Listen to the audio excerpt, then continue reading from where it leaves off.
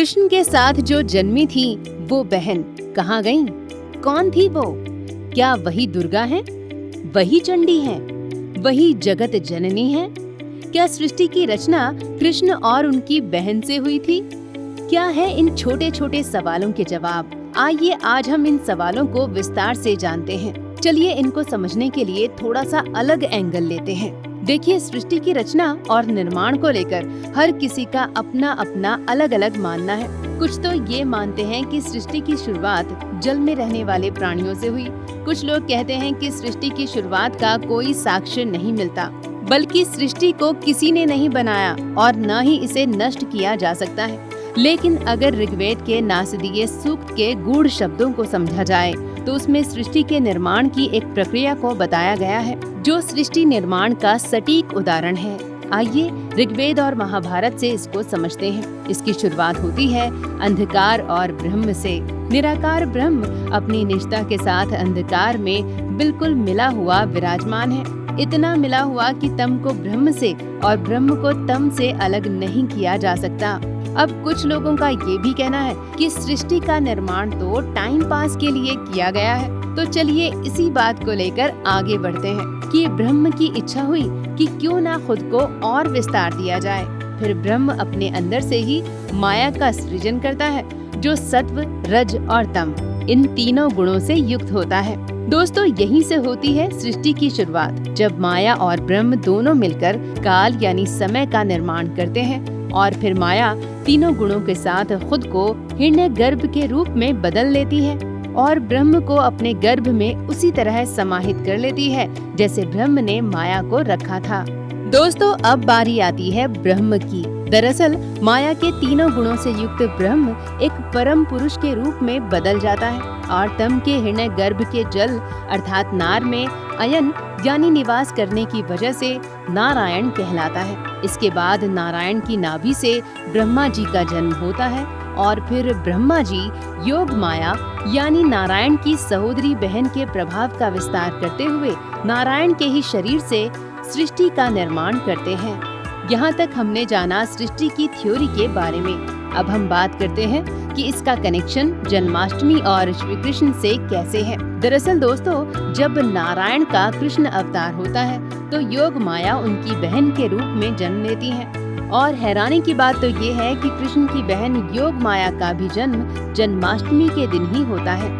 जी हाँ दोस्तों, देवकी के गर्भ से श्री कृष्ण का प्राकट्य होता है, तभी माता यशोदा के गर्भ से योग माया अवतरित होती है।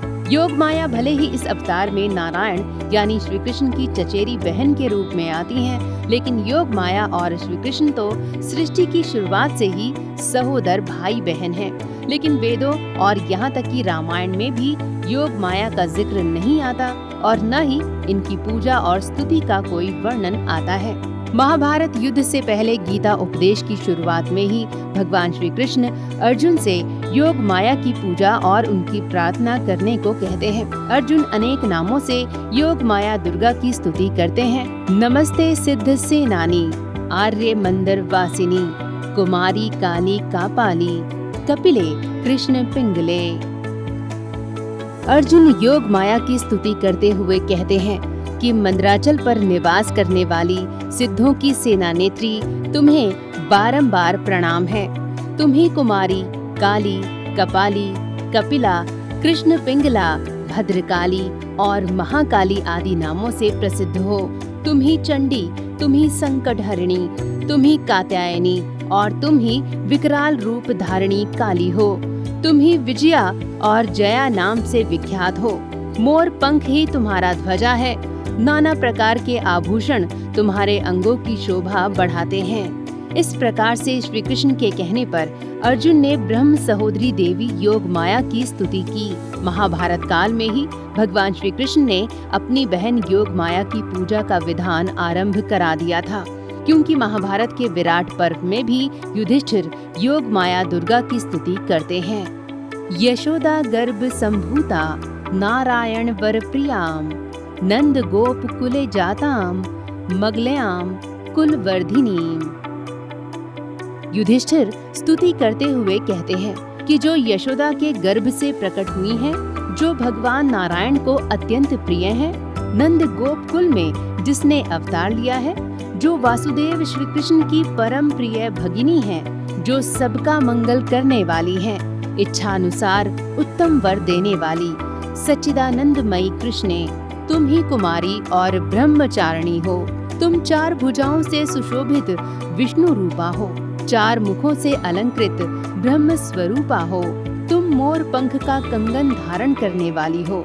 श्याम सुंदर श्री कृष्ण के समान तुम्हारी श्याम कांति है, इसलिए तुम कृष्णा कहलाती हो। हे देवी, तुम्हें हम प्रणाम करते हैं। वेद, पुराण, रामायण और महाभारत, इन सभी ग्रंथों में पहली बार महाभारत में ही योग माया दुर्गा की स्तुति की गई है, क्योंकि भगवान श्री कृष्ण ने ही अपनी सहोदर बहन योग माया के पूजा और प्रार्थना की शुरुआत की थी। इसलिए भगवान श्री कृष्ण को शाक्तीय मत का संस्थापक माना जाता है। तो दोस्तों, जन्माष्टमी में न केवल भगवान श्री कृष्ण ने अवतार लिया था, बल्कि योग माया ने भी उसी दिन अवतार लेकर कंस को उसके काल के प्राकट्य की जानकारी दी थी और फिर अपने धाम को चली गई थी। लेकिन नंदगांव के हर छोटे बड़े उत्सव में देवी योग माया का आह्वान किया जाता था और योग माया कन्या रूप में हमेशा नंदगांव आती थी। तो दोस्तों, ये थी कथा उन देवी की जो नारायण की सहोदर बहन है, जिनके इशारे से ही सारे संसार का जन्म हुआ और जिन्होंने अनेक बार अपने अलग अलग रूपों से राक्षसों का संहार किया। तो अगर आपको हमारा ये वीडियो पसंद आया हो, इसे लाइक और शेयर करें और सनातन के ऐसे ही विषयों की जानकारी के लिए हमारे चैनल को सब्सक्राइब करना ना भूलें। धन्यवाद आपका।